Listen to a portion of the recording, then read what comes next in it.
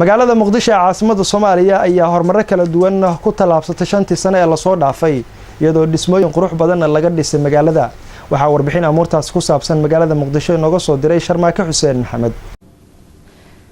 tan iyo xilligii dawladii dhexe ee Soomaaliya ay burburtay ayaa dalkeena Soomaaliya waxa uu marti u noqday burbur iyo barakac maleeshiya beeleedyadii ayaa dalka inta u hartay dhac iyo boob u geystay inta kadib waxa dalka ku habsaday dagaalkii sokeeye wixii ka dambeeyay sanadii 2009 magaalada Muqdisho waxa ka muuqanayay isbedelo dhinacyo badan ah oo ugu horeeyo amniga dhismayaal iyo isdhexgalka bulshada ku dhaqan magaalada Muqdisho iyo Soomaalida kale ee ka imaanaysa gobolada dalkeena iyo qaarka kale ee iyagu ka imaanaya wadamada dibadda dawladii ku meel gaarka ahayd ee Soomaaliya iyo tan iminka jirta ayaa waxa ay qaadeen talaabooyin waaweyn oo wax ka bedelay sidii laga aaminsanaa magaalada Xamar oo dad badan ay haatan u arkaan in ay tahay New Muqdisho ama Muqdishada cusub wax magaalada ka socda dhismayaal aan loo qaadan karin kuwaasoo qayb ahaan soo saaray bilicda magaalada Muqdisho oo soo jiidashana ku sameeyay dad badan oo niyada ku hayay in mar ay arkaan Xamar oo dib u soo noqotay kana soo laabatay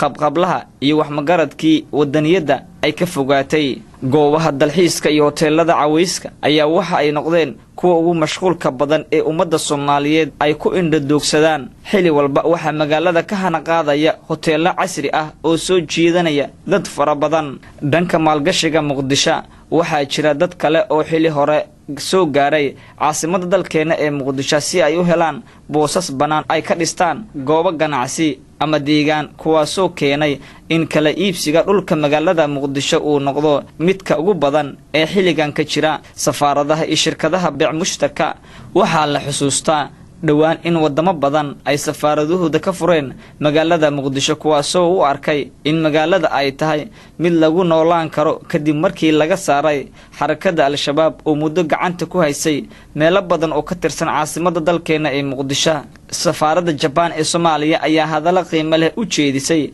wadamada caalamka ee diiday in ay imaadaan xilligan Soomaaliya waxa uuna ku amaanay dawladda Soomaaliya in ay qaaday talaabooyin ay ku sugayso amaanka caasimada Soomaaliya ee Muqdisho shirkii Carabta iyo Turkiga ee ka dhacay Istanbul ayaa waxa ay walaalaha Turkiga ku soo bandhigeen qorshayaal lagu horumarinayo laguna dhisayo Muqdisho waxaana Rajab Tayyip Erdogan madaxweynaha dalka Turkiga uu ka dalbaday wadamada Khaliijka in ay sameeyaan hab lagu hagaajinayo caasimada qaranka Soomaaliyeed ee Muqdisho Turkiga waxa uu haatan Muqdisho ka wadaa dhismayaal badan oo wadooyinka iyo goobaha fariismaha ah dawladda maadaama amaanka Muqdisho uu soo noqonayo waxa ay wacad ku mareen in daacadnimada dadka Soomaalida iyagoo ka jawaabaya ay mataaneen doonaan Muqdisho iyo Istanbul sida iminkaba ay noqotay dhismayaasha wasaaradaha dawladda ayaa ah kuwa ugu badan dawladda haatan ay ku mashquulsan tahay dhismayaashooda waxaana dawladda Soomaaliyeed ay sameysay qorshayaal kala duwan oo bilicda goobaha muhiimka ah ee lagu soo celinayo waxaana dawladda ay kala kaashanaysaa wadamada saaxiibaha dhow ay yihiin dhanka dekada caasimada Muqdisho ayaa waxa ay noqotay mid ugu mashquulka badan goobaha dawladda ay maamusho gaar ahaan meelaha dakhliga ka soo galo dawladdu waxaana sida sheegay wasiirka wasaaradda maaliyadda dawladda Soomaaliya oo dhawaan ka hadlay waxaana dekada ku xiran maraakiib iyo doonyo waaweyn oo u muuqda malaha kubii ugu badnaa